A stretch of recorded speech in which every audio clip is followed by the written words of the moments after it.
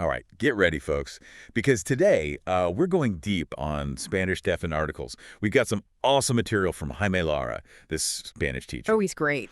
And I have to say, his passion is just infectious. He breaks down these tricky little words, el, la, los, and las, in a way that really makes sense. Yeah, and what's really interesting is how these seemingly simple articles can actually reveal a lot about cultural values. Yeah. I mean, think about it. In English, we just use the "the," Right. but Spanish has all these distinctions, Wow. masculine and feminine, singular and plural. It's Yeah. like they value precision and categorization. You're right. It's like they're adding a whole other level of meaning to everything. Hmm. I remember when I first started learning Spanish, those articles, they trip me up all the time. I was like, why can't I just say "the" and be done with it? Well, it's a common struggle, but instead of just, pointing at something vaguely, it's like they're pinpointing it with laser-like accuracy. Not just any apple, but the specific apple that they're talking about. Okay. All right. That makes sense. So Jaime Lara, he walks us through all of this, and one of the first things he tackles is time. Like even telling time in Spanish is a whole different ballgame. It is, and he uses the example, llegamos a las 3 de la tarde.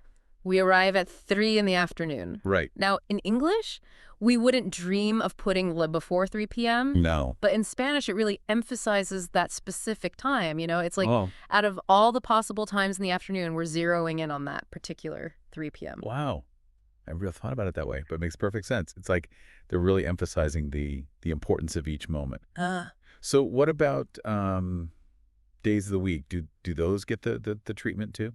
Oh, absolutely. He explains that when you're talking about events on specific days, you use el. For example, el martes 28 de mayo saldremos de viaje, which means on Tuesday, May 28th, we will go on a trip. Right. So we're talking about a particular Tuesday, hence the L, right? Exactly, you got it. And it actually gets even more interesting because even for habitual actions on certain days, you still use the definite article.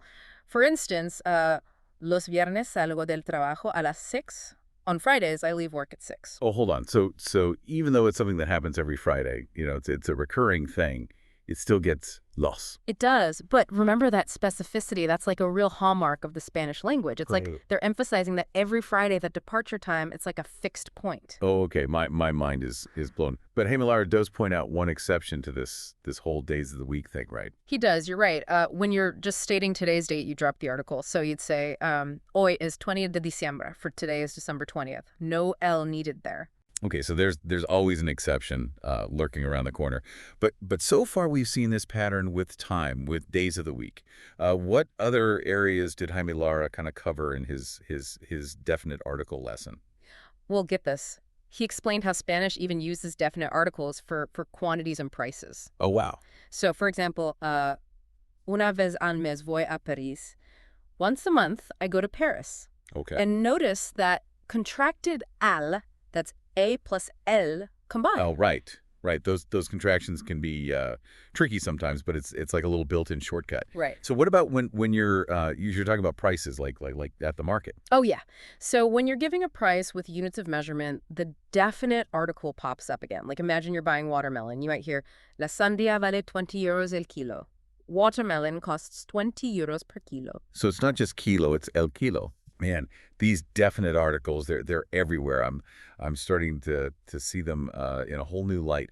But before we get too carried away, let's just pause here and give our listeners a chance to absorb all of this. And we'll be back with even more fascinating uses of definite articles in part 2 of our deep dive. Right.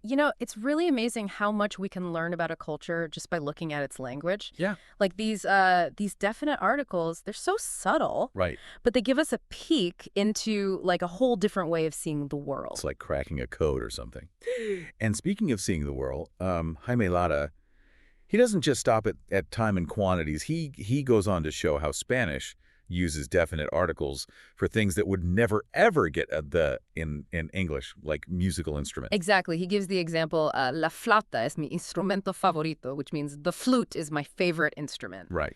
And you might think, well, yeah, of course it's the flute. We're talking about a specific type of instrument, but it's not quite that simple. So it's not about a specific flute. like the one you own. It's more like all flutes, like the concept of a flute. That's it. It's like Spanish elevates instruments to this abstract level, like recognizing them as entities in and of themselves. And it's a great example of what linguists call linguistic relativity. This idea that the structure of a language can actually influence how speakers perceive the world around them. Whoa, hold on. Are you saying that just by using la flauta instead of just flute, Spanish speakers, they might have a different understanding of what a flute is?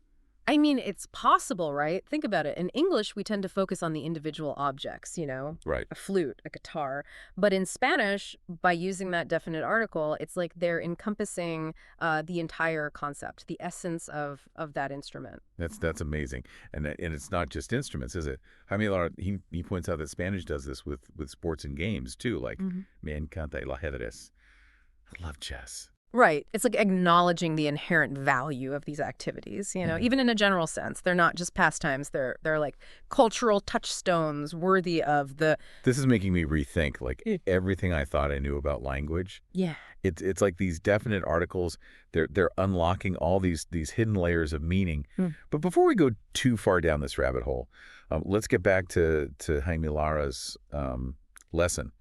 What other cool uses of definite articles did he talk about? Well, he pointed out that Spanish uses definite articles for nature and the outdoors in a Right. way that English just doesn't. For example, el mar for the sea, Right. la playa for the beach, la montaña for the mountain. It's like they're paying homage to the grandeur and the power of these natural forces. Instead of just sea, it's the sea. Vast, all encompassing, Yeah. worthy of respect. Exactly. And that same pattern, it even extends to transportation. So you have el metro for the subway, el tren for the train. It's like imbuing them with this sense of permanence, importance. But wait a minute, didn't Jaime Lara mention something about a difference when you use the verb viaja to travel? Like Yeah. like did he throw in a curveball there? Oh, he did. You're right. When you're talking about traveling by a certain mode of transport, you use the preposition en and you drop the definite article. So it's viajar en metro for to travel by subway, not viajar en el metro. Oh, okay. Those sneaky exceptions they're always waiting to trip us up. But Yeah. it's these little nuances that make language learning so rewarding. It's not just about memorizing words, it's about discovering like the subtle logic and the beauty of how a language works. Absolutely. It's a journey full of surprises. Jaime Lara also touched on how you use definite articles with places like airports, banks, and schools when you're using verbs like ir a, venir de, or estar en. Yeah. That's right. So you have ir al aeropuerto for to go to the airport, venir del banco to come from the bank, and estar en el colegio to be at school. Right. But of course, there are exceptions like estar en class for to be in class and estar en casa for to be at home. Those don't need the definite article. Of course there are. Just when you think you're starting to like get a handle on these definite articles, Yeah. they throw you a curveball. But I guess that's what keeps language interesting. It's a living, evolving thing with its own, quirks and complexities. Absolutely. It's a constant process of discovery, Yeah. which is what makes it so fascinating. And speaking of discovery, Jaime Lara touched on one more point about definite articles that I think is really important. He contrasted how Spanish uses them to talk about things in general versus specific instances. Oh, that's interesting. Can you give me an example? Sure. So he used the example, la música es importante, meaning music is important. Here, we're talking about music as a general concept, the entirety of music, hence the la. Right. But if you want to talk about a specific piece of music, you would say, la música que escuché ayer, the music I heard yesterday. Oh, so the definite article helps us like differentiate between the abstract idea of music and a concrete instance of it. Exactly. And it highlights how these definite articles, they can be used to create these really subtle shifts in meaning, like a whole new level of linguistic precision. I'm starting to see these definite articles in a whole new light. They're not just little words, they're like little keys Yeah. that unlock a deeper understanding of how Spanish speakers view the world. That's a great way to put it. I think that's one of the most rewarding things about learning a new language. Right. It opens up new perspectives. It does. And expands our understanding of different cultures. This has been an incredible journey so far, but before we reach our final destination, let's take a quick breather and give our listeners a moment to just kind of reflect on all this amazing information. And then in part three, we'll tie it all together with some key takeaways and a thought-provoking question to ponder.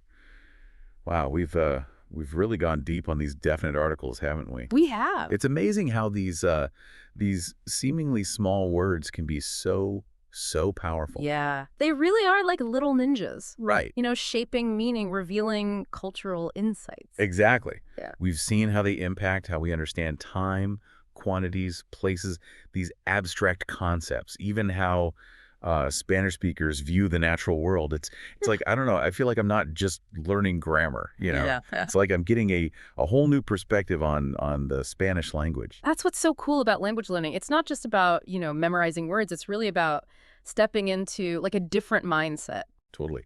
So as we wrap up this deep dive, let's distill some key takeaways from Hangbiler's lesson. What are the big aha moments that our listeners should walk away with? Well, I think the first one is just how much more present definite articles are in Spanish compared to English. Like they're used in so many different ways, and they often have these little nuances that we don't even think about. Right. And those nuances, they're so revealing, right? Like Yeah. we've talked about how they highlight the Spanish language's emphasis on specificity and clarity. Yeah. It's like they're constantly trying to paint a more precise picture with their words. Absolutely. And beyond that, we've also seen how they reveal a certain respect for tradition and established institutions. Like think Yeah. about how they're used with things like la policía, el ejército, even la iglesia, the church. It's like they're adding this extra layer of significance. Yeah, it's like acknowledging how important these things are in Spanish culture. Exactly. And of course, we can't forget about linguistic relativity. Yep. Remember how we talked about using la flauta instead of just flute? Oh yeah, that was a mind-blowing moment for me. Yeah. It made me realize that learning a new language, it's not just about acquiring words and rules. It's like it's literally changing how you think. It's pretty humbling and exciting, too. It is. It is. So as we say adios to this deep dive, I want to leave our listeners with a final question. As you continue exploring Spanish, just pay attention to those definite articles. See if you can notice how they change how information is conveyed. Do you think they change your perception of things? That's a great question. And I think the answer is going to keep unfolding in new and interesting ways as you keep learning. I think so too. Well, on that note, we'll wrap up our deep dive into the wonderful world of Spanish definite articles. We hope you've enjoyed it.